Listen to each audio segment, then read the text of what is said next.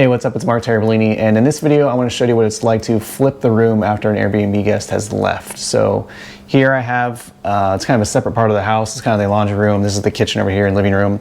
And so my room is like on the other side of the house, so it's kind of separate. And this is basically a master suite over here. There's two master suites. And so I have this one for the Airbnb guests. So if you look, I have a deadbolt lock here. So this is how I keep them separate from the rest of the house. And so I basically unlock this, and this opens up into the room.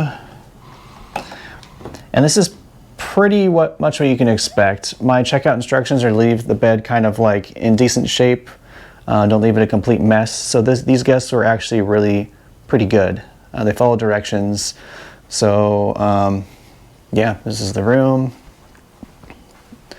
And I asked them to also place the dirty towels on the ground, so they followed the directions, and everything looks pretty good. They didn't eat like really any of the snacks or use any of the coffee or anything.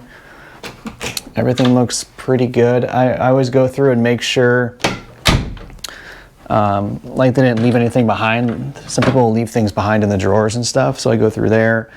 I've had people leave stuff in the microwave before, so make sure to check that's empty. Also the fridge, if you have a fridge.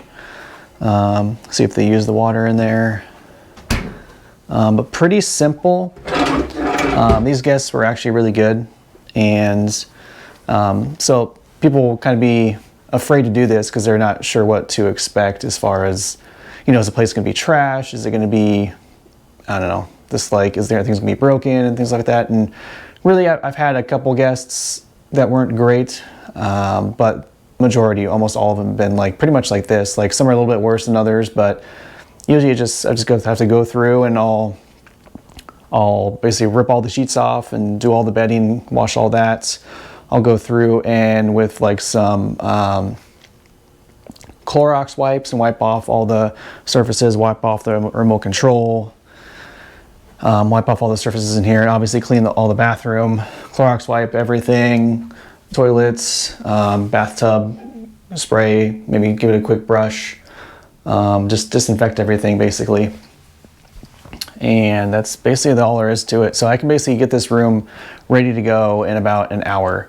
And obviously it takes a little bit longer with the sheets and everything that are washing, but I have a second set of that. So basically I come in with those fresh sheets and towels, and I can get the room done in about 45 minutes to an hour, and it's ready to go for the next guest. So it's not that bad.